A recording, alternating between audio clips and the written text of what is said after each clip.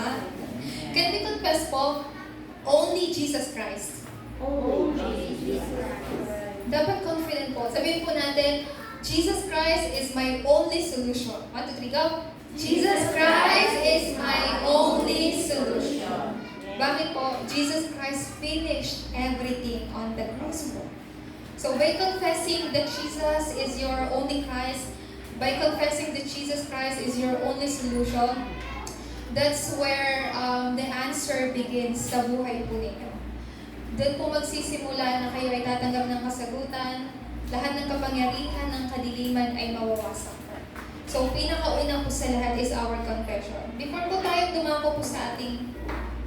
wala po ang aking pentalman na naman. May pentalman. So, bago po tayo dumako po sa ating main message po, this is how Jesus asked His disciples sa Matthew 16 verse 13 to 20 po. So, Jesus sent them out to the field to do evangelism. And when they came back, Jesus asked them, who do people say that I am? Kapag sinabi po ni Jesus, ano ang sinasabi ng tao sa akin? Patungkol sa akin. Then sumagot sila, Jesus, some people say that you are Elijah, you are John the Baptist, you are Jeremiah, and you are one of the prophets. Bakit po nila nasabi yung mga ganito pong mga katanungan? Kasi they always saw Jesus doing miracles po. Kaya they thought, si Jesus, he is Elijah. Di po ba? Kasi si Prophet Elijah, gumagawa po siya ng mga milagro po. And why they said na si Jesus ay si Jeremiah? Because they saw Jesus really praying. Kapag nananalangin po si Jesus, he's not just praying, pero lumuluha po siya ng dugo. At pawis po kapag siya po ay nananalangin. Jesus, he is Jeremiah. And they also said si Jesus ay John the Baptist. Bakit po? Kasi they saw Jesus proclaiming the way to meet God. At nagbabaptize din po siya ng mga tao. So they thought, si Jesus ay si John the Baptist. Sinabi niya, he is one of the prophets. Kasi nagtuturo siya ng salita ng Diyos. But then, Jesus asked them the second question. Then for you, who am I? Ngayon, para sa inyo, sino ako? Then sumagot si Simon Pedro, kayo po ang Kristo, ang anak ng Diyos na buhay. From that confession po, there is tremendous answer and blessing that Peter received po. So kung babasahin po ninyo yung whole chapter po ng 16 mula 13 po, makikita po ninyo what are the blessing that Peter received po when he have that confession po. Ano po bang klaseng confession ang sinasabi ko po? Not just any kind of confession, pero confession po na naglalaman po ng pananampalataya. Everyone can do confess. Like for example po, if we did something wrong or your children did something wrong, they may be scared po, pero they also can confess their sins po. Tama? So, pero not just any kind of confession. A confession po that really contains faith po. Ano pong klaseng pananampalataya? Just like what Peter confessed po. Lord, you are the Christ, the Son of the living God. Ito po yung tunay na confession po or pagpapahayag ng ating pananampalataya. Why do we have to do this kind of confession po? Every moment, every time of our life po, Satan will continue to deceive us. Kaya nga po, ito po yung title po ng message natin. Kailangan po natin wasakin ang bartizan po ni Satanas. Si Satanas po, hindi rin po siya nagpapahinga to deceive us. There are a lot of strategies, methods si Satan to deceive us. And one of the best example po is the things that we can see po. The visible things, the things that surround us. He can really utilize or use that po to deceive you. We are already children of God, but there are many times we fall into Satan's traps, snare, and frame po. But then, bakit that is why po, ang confession, ang pagpapahayag ng pananampalataya po natin ay napaka-importante. Saan po magsisimula po ito? Katulad ng binasa po natin, ang pinaka-key point po sa Genesis 3:15 ay binhi po ng babae. Kaya nga po, yes po, maraming beses po tayo, there are a lot of times, countless times po na tayo po ay nadadaya po ni Satanas. Pero sinabi ko po, because of visible problems and visible things, what are those things po?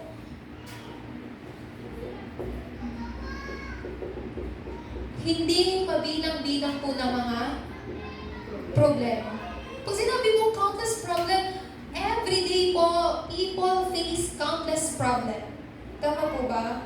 And yung mga iba po sa kanila, lalo na po yung mga tao pong naghihirap, they really cannot know yung method po, how they can solve their problems po.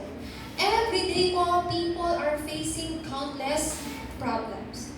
Pero ano po yung dapat po nating malaman po dito? Just by experiencing ito pong countless problems po na to, ano po yung nagiging resulta po na to? When people like for example po, may experience lang po yung kahit isang problema,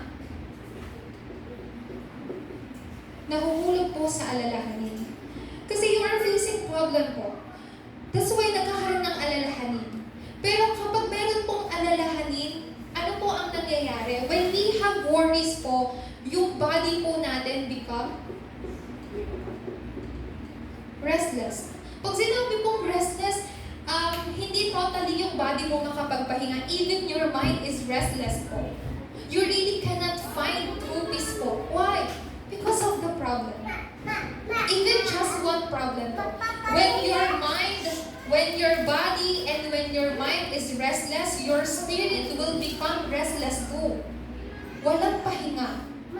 Even though you are lying down, but your brain, your thoughts are still working because of the problem. For sure po nararanasan niyo po yung mga bagay na to. Because I too, even though I lie down, pero ang dami pong mga parang thoughts na pumapasok, tumatakbo po sa isipan ko.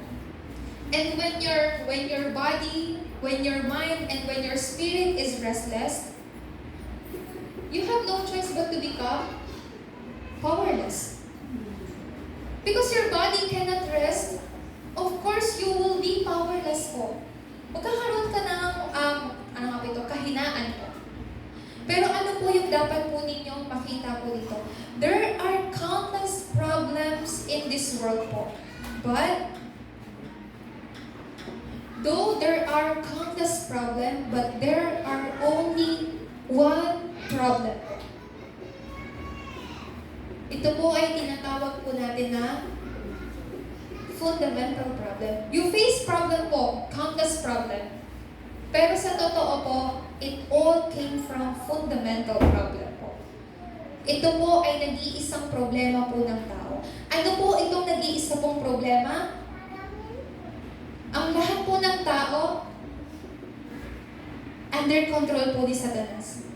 Lahat po ng tao, anak ng Diablo, naging alipin po ni Satanas. This is their fundamental problem po. The day we are born po, nung tayo po ay pinanganak, tayo na po ay nasa loob ng fundamental problem. Ibig sabihin po nito, we are born with original sin po. We are born with original sin. Sabi po sa Romans chapter 3 verse 23, di po ba? Ang lahat po ng tao ay nagkasala at walang nakaabot sa kalwalhatian po ng Diyos. And because of this original sin, we became separated from God. Ano pong tawag po natin dito? This is fundamental problem po ng tao. We became separated from God po. Napahiwalay po tayo sa Diyos. Pag sinabi pong napahiwalay po sa Diyos, ibig sabihin po nito, we are living our lives po na mga anak po ng Diablo. And ano po ang resulta po nito? Ang sumpa, ang disasters, sa buhay po ng tao ay magpapatuloy. Can we block that po? No one can block these curses and disasters sa buhay po ng tao. Sometimes we can prevent po yung disaster or yung calamity. But yung curses, we cannot prevent that po. Through man's effort, we cannot prevent these curses and disaster na nagmula po sa fundamental problem. Kaya ano po ang background po ng buhay po ng tao? Sa impyerno po. This is the curses and disaster and the background of hell. This is the destiny of man who became separated from God. You might think po, I have lot of problems. I have countless problems. But the truth is, there is only one fundamental problem. You must first realize this po, then, kailangan niyo pong ma-realize po itong pangunahing problema sa oras po na yon. Matatamasa po ninyo at maiintindihan po ninyo why God gave us this fundamental solution po. Ito pong fundamental solution po ay walang iba po kundi si Kristo. His name is Jesus and He came as the Christ po. Why Jesus have to be the Christ? To solve Satan's sin and separation problem. This is the reason why Jesus have to be the Christ. Do not just say Jesus Christ. Jesus is the Christ. Bakit po? Because He is the one who can solve this fundamental problem. He already solved this problem po. Nung sinolve niya po itong problema po na to, ibinigay niya po itong solution po sa inyo. Why Jesus is the Christ? Because no one can defeat Satan. Only through King Jesus. Amen po ba? Only the true King Jesus. No one can solve this sin po. No one can set us free from original sin. Only through priest Jesus can do. There's no other way to meet God.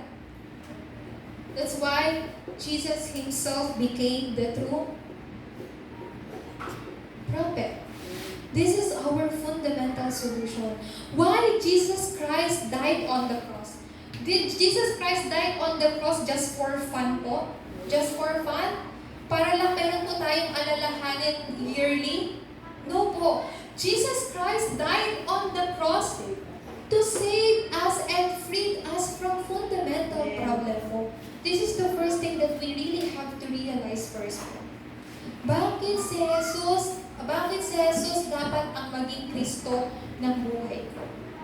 Kasi itong si Kristo lamang ang tanging solusyon sa lahat ng aking problema. Just by holding this po, just by understanding this po, you are now ready to destroy Satan's power or partisan. Actually po sa Bible, hindi po partisan yung gamit dito eh. Stronghold. But not just any kind of stronghold. Fear. Very firm stronghold. Since we are born with fundamental problem, Satan already built his stronghold in us po, within us. Kaya nga po, yung mga remnants natin, kailangan din makinig ng mabuti. Our remnants really have to listen very carefully. Hindi lang po sa mga remnants, even our adults po. What is the urgently things na we have to do po?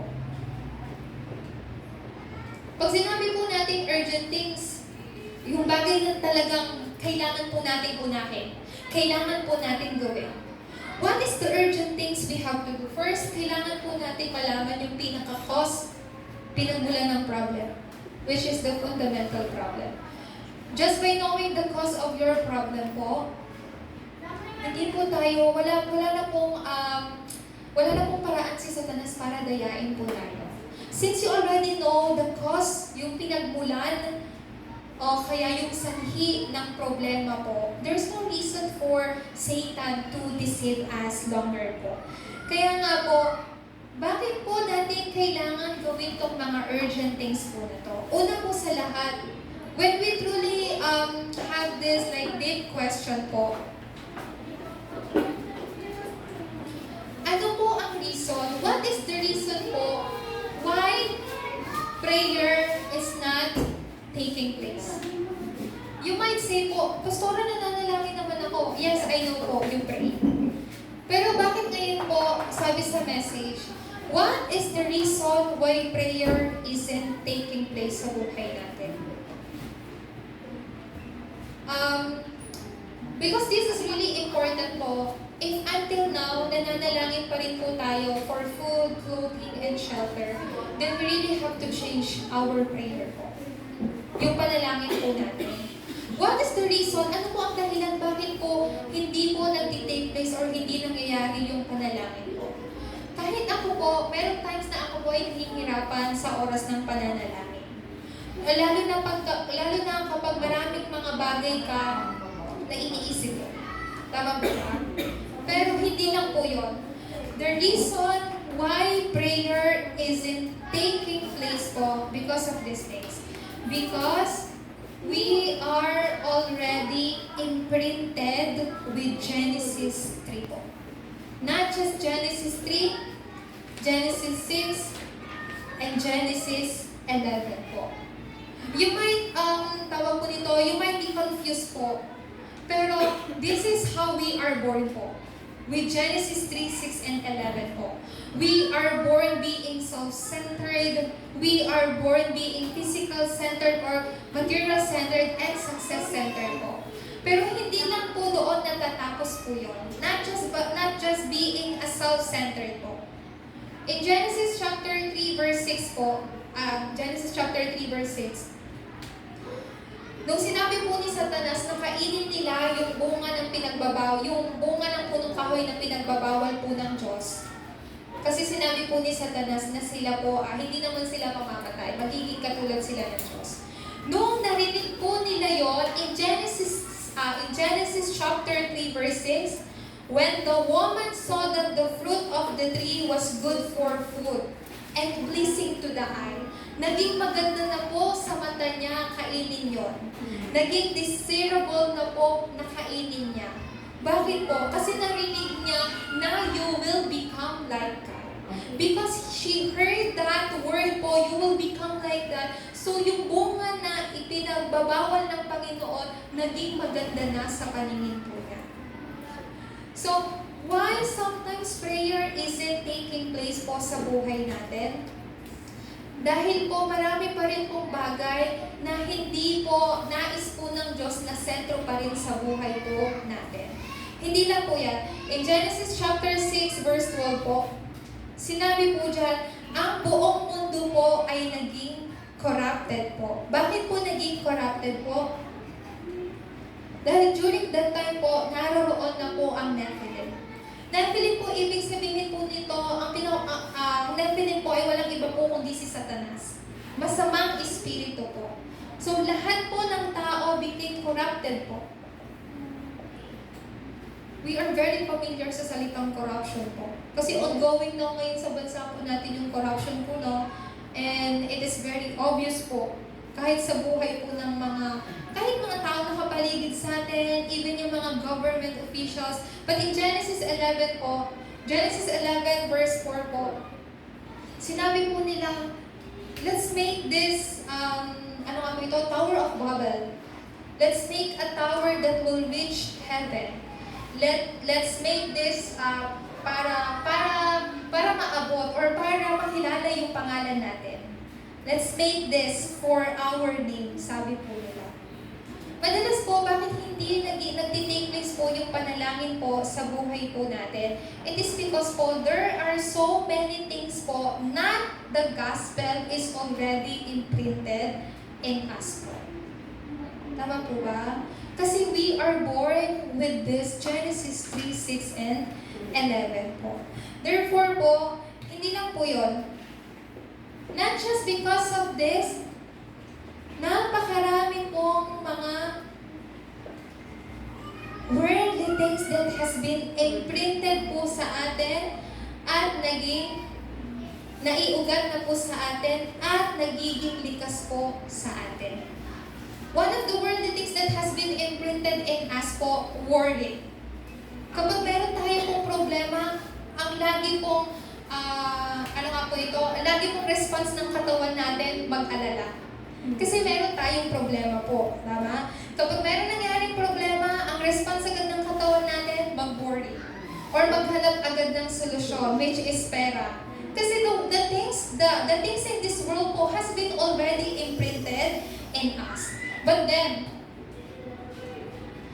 actually, lang po, magtatapos po yun, it's fine. But, napakaseryoso pong problema po na to. We are children of God, pero we are living like unbeliever po. Just look at the Israelites po. God already sent them out po. What I mean po, pinalaya na po sila. God freed them po sa pagiging slave sa Egypt. But during wilderness po, they cannot help themselves but to complain to God. They cannot help themselves but to unbelieve. Nung nakalabas po sila mula po sa Egypto, and in front of them, there is Red Sea. At the back of them, there are soldiers who are chasing them. So they don't know which way should they go. So they can't help but to complain to Moses. They said, sabi nila, dahil ba hindi mo kami mapatay sa Egypto, kaya you are letting us to die here in the Red Sea? Pero ano pong sabi sa kanila ng Diyos?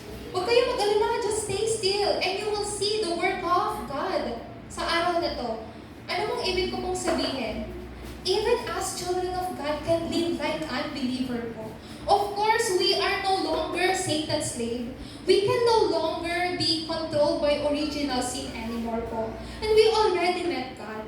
But our life po, we are living like unbeliever. Ibig sabihin po nito, sa Matthew chapter 6 verse 31 po,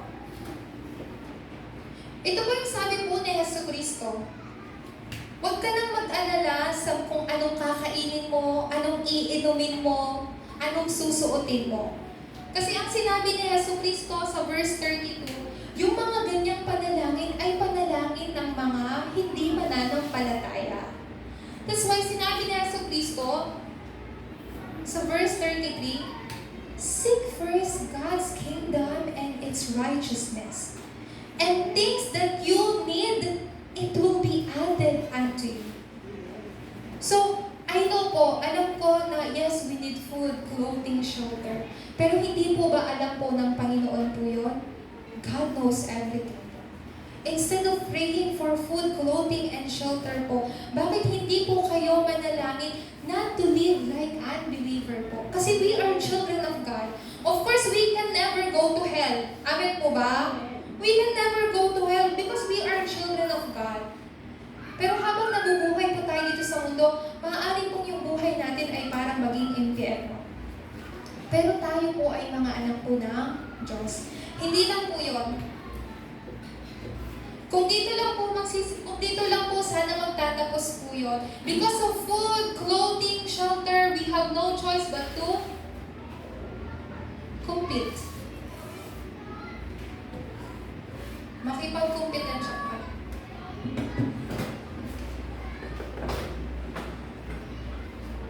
Are a lot of people po, even now po, ang mga tao po, they compete po dahil po sa food, clothing, and shelter. This is what, ano nga po ito? It's ongoing problem po. Di po ba? Kung nakikipag-kompetensya, kung dito lang, okay lang po sana. Pero why do people compete po? To survive. Para po mabuhay. So no choice po tayo but to compete. Pero po dito po sa mundo, we don't have to compete po. Our life is not just all about surviving po. Kasi God has bestowed upon us yung kasagutan na ipinaghalaw niya po sa atin.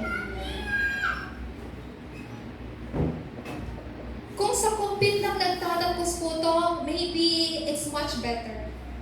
Pero the believer who is living like unbeliever, they tend to make conflict to other people. They are making problem. Pag sinabi mong conflict, hindi lang sila nagkakaroon ng conflict sa sarili po nila, pero they always make problem. Sometimes nagiging simula po ng away. Hindi lang po yun. They had no choice but to follow the world. Pag sinabi pong follow po, actually, tawag po nito, meron pong positive word yung follow po eh. Pero, let me use this pong word po na to. Chase. Pag sinabi pong chase the world or chasing the world, hinahabol po yung mundo. No choice po. We are chasing this world po. Sa mga remnants po natin, kailangan po natin ituro po sa kanila not to chase this world. Mga remnants, you don't have to chase this world. Kasi yung mundo ang hahabol sa inyo. Hindi kayo ang hahabol sa mundo. Bakit? Kasi you already have the identity bilang isang mga remnants po. And in the end, ang mga tao po ay nagkakaroon po ng mga spiritual problem. No choice po, kundi magkaroon po ng spiritual po na problema. Ano po yung dapat po na makita po natin po dito? This is the most important part po. Living like unbeliever po is like, ano nga po ito? Mga anak po tayo po ng Diyos, o hindi na po mababago po yun. Pero pag hindi po natin makita po kung ano po yung mga urgent things po, maaari po tayo mamuhay na parang mga hindi mananampalataya. And that is the reason why po, bakit po natin kailangang ituro sa mga remnants po yung about po sa offering po. Tayo po mga adults, ano nga po ito, buong buhay po natin, we always heard about this, ano nga po ito, all you have to do is to have money. When you have money, that can solve everything. So, lumaki po tayo, ganun lagi po ang naririnig. And maybe until now, hanggang ngayon po. Pero ang pera po hindi po lahat ng bagay. It's not everything po. Of course, it can solve your problem po. Just this moment. Temporary po. Kaya po, I really ask and request po sa mga adults po natin, let us teach our children po how to do right offerings po. They shouldn't live like us po who always think about money, money, money. Po ba? Kasi we've been already raised in that kind of situation po. Money is everything. When you have money, you are successful. When you have everything, you can do, when you have money, you can do everything po. Pero sa mga remnants po, kailangan po maituro po sa kanila yung offerings po. So, because my mother didn't teach me how to do offerings, even though I attend church po, it was really hard for me to do offerings. Bakit po? I have 10 pesos. May 10 pesos ako. I-offer ko to. Sayang. I have that kind of thought. Why? Because my mother never taught me how to do offerings po. Kasi my mother always keep her money po. I know po because of situation. Because she needs to raise us well. Di po ba? Because our future, ganyan po. Pero that's not everything po. So, when you do offerings po, do it with your own hand. Sa mga anak po ninyo, like for example, you give them pocket money po. Ang dami ko po mga bata nakikita po, like, parang every time po na namimit ko sila, lagi po sila may nguyak. Ganyan po. Pero mahirap po yung lifestyle po ng offering. Mga adults po, I really request this po. Let's teach our children and remnants how to do offerings po. Kasi they shouldn't live the life po of being, nahihirapan sa pagbibigay po ng offering po sa Panginoon. Pinakalas po, offering is the tunnel of our blessing. Ano po ito? Tunnel of our blessing po. So, pangalawa po, things that we have, things we must know po. What is the things we must know po?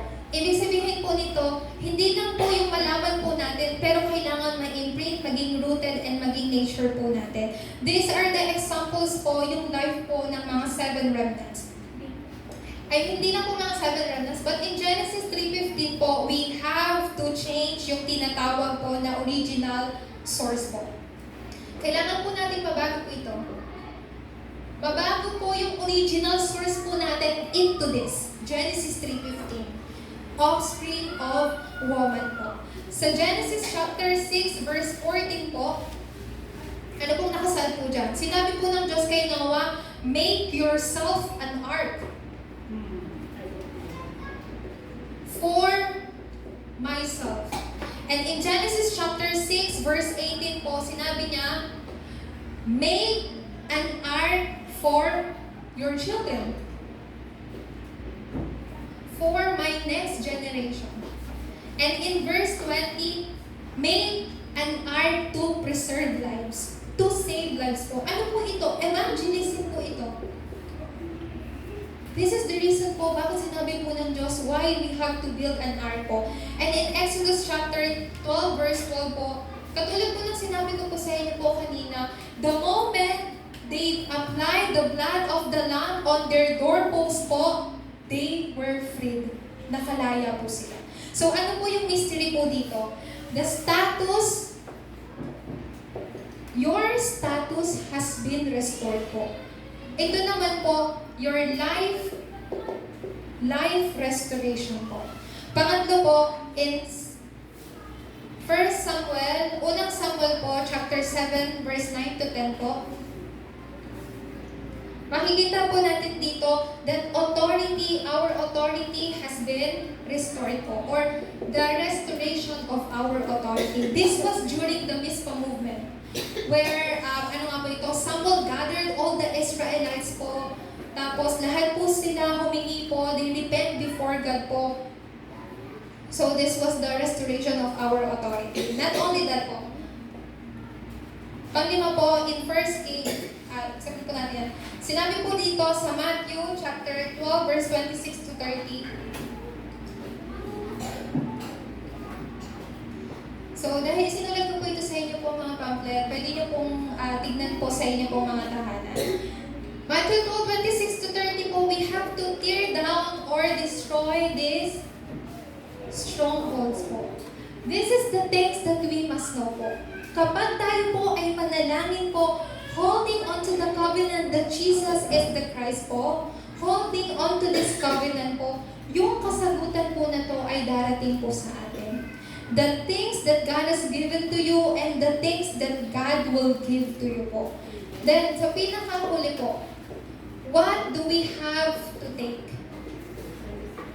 What do you have to possess po? In Genesis chapter 41 verse 38 po, ito po yung sinabi po ni Pharaoh kay Joseph po, sa mga tao po doon. Makakahanap pa ba tayo ng taong katulad ni Jose na pinapanahanan ng Espiritu po ng Diyos? Kasi si Joseph lang, he is only the one who can interpret Pharaoh's dream po. So sinabi niya, can we find anyone like this man whom is the Spirit of God? Nasa kanyang Espiritu ng Diyos. Makakahanap pa ba tayo ng taong katulad niya? Ibig sabihin po nito, the mystery of the gospel po ay ipinagkaloob na po sa inyo. The mystery within this gospel po. There is mystery within this gospel. What kind of mystery po? Spiritual mystery. Who is that mystery? Jesus Christ. So the mystery within this gospel, or the gospel within this mystery. In Exodus chapter 3 verse 1 to 8, hindi ko na po isusulat since I already put po sa pamphlet po ninyo. Exodus 3 verse 1 to 18 po, Moses relayed this mystery to whom po? To the emperor. Ito pong Exodus 3 verse 18 po. Sinabi ng Diyos na pumunta ka sa hari ng Faraon. Sabihin mo sa kanya na dadalhin mo yung mga Israelita and you will worship me in this mountain po. Sinabi po ng Diyos. And Moses went before him and he relayed this mystery in front of the emperor. Mga adults, that kind of future po is the future of our remnants. Amen po ba? They will stand before the kings of this world. They will stand before the emperors of this world po. So take courage. Don't be deceived by Satan po. Don't be deceived by yung nakasurround po ng mga problems po sa inyo. Amen po ba? Amen. Hindi lang po yan. Katulad po na sabi ko po kanina, pag sinabi pong what to take, what we have to relay po. What do we have to relay? This blood of the covenant po na inirelay po ni Moises in front of the emperor po ng Egypt. Hindi lang po yun. In Psalm chapter 3 verse 1 to 19 po, si Samuel kinonvey or nirelay niya po ito kanino sa kanyang next generation. From Samuel to, hindi niya po next generation si Eli eh. Pero he relayed this mystery to Eli. And he relayed this to King Saul and David. Meaning to say po, relay this to your posterity po. Your next generation. Your remnants po. Yung mga remnants po. In 1 Samuel 17 verse 1 through 47 po, David relayed this spiritual mystery to whom po? To Goliath. Even in his enemy. Do you have enemy po? Anyways po. If you have enemies, then relay that mystery to your enemy po. It's just an example po. Kasi di po ba si Goliath, he is mocking David po, yung Panginoon po ni David. At sinabi ni David sa kanya, lalabanan kita, hindi sa pamagitan ng tabang, sibat, o kahit ano. Pero lalabanan kita sa tanging pangalan na makapangyarihang pangalan ng Panginoong Yahweh. That is your spiritual mystery po. In Daniel chapter 6:10 verse 22, si Daniel po, he relayed this to 3 kings. Once again po, mga adults po, this is our remnant's future po. Nakikita niyo po sila, they are like makukulit, hindi nakikinig. Pero in the future po, they will stand before the kings of this world. Just like Daniel po. Nag-iba po ang tatlong hari, pero Daniel's position still same. Hindi po siya umalis po sa position po niya. In 2 Kings chapter 6 verse 8 to 23, ito po si Elijah, i-relay niya po itong spiritual mystery po saan? Nation of Aram.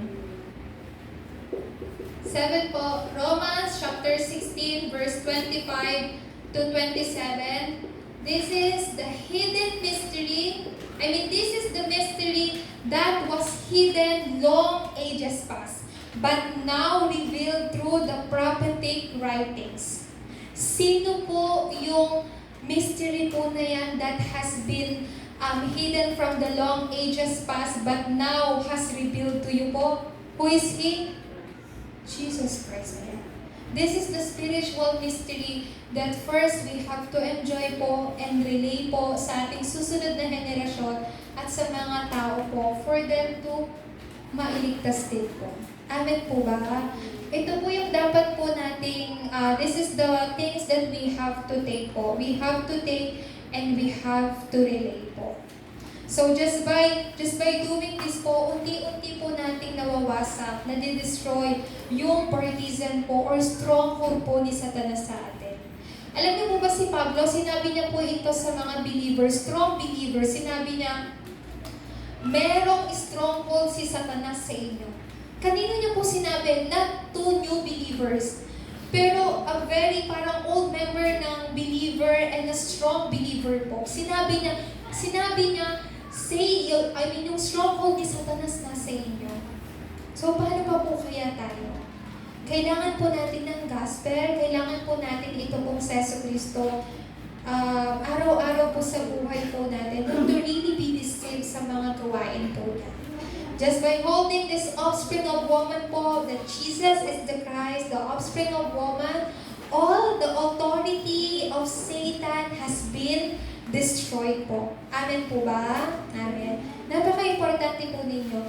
Kaya po sa ating pong pagtatapos, let's begin the work of destroying or tearing down the stronghold of Satan. What is the work po? What is that work? Hold on to the covenant. Begin the prayer po. Begin the prayer that really destroy yung firm stronghold po ni Satanas sa buhay natin. To save our posterity and to save even ourselves po. Amen po ba? Amen. Palakpakan po natin ang Panginoon. tayo po ay manalangin. Let us pray po. Our dear Heavenly Father God, we give you praise and glory po. Salamat po, Panginoon, sa pagpapaalala po sa amin, Lord God, that you have chosen us from the beginning. Therefore, na patuloy po namin natatamasa ang aming pong katauhan, ang aming pong kapangyarihan bilang mga anak po ninyo.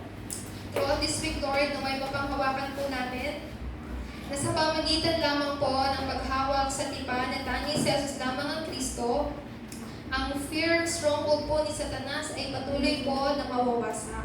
Ito po ang aming dalangin sa tanging pangalan ni Jesus Kristo. Amen. Amen. Palakpakan po natin ang Panginoon. Amen. So, as for our announcement po, ganun pa rin po yung announcement po natin. Patuloy po natin ipanalangin po yung ating missionary who is currently in Korea po. Ito pong pagpasok po ng buwan po ng August, meron po tayo mga ibang bisita po na galing po sa Korea, yung Longin Life Church. Ipanalangin po natin sila. So, that's all for our announcement po. After this closing prayer, tayo po ay magkaroon ng oras to share the word that we hold on to po. Let us pray po. Our Father, who art in heaven, hallowed be thy name, thy kingdom come, thy will be done on earth as it is in heaven. Give us this day our daily bread, and forgive us our debts, as you also have forgiven our debtors. And lead us not into temptation, but deliver us from the evil one. For thine is the kingdom, and the power, and the glory forever. Amen. Amen. Let's give all glory to God po.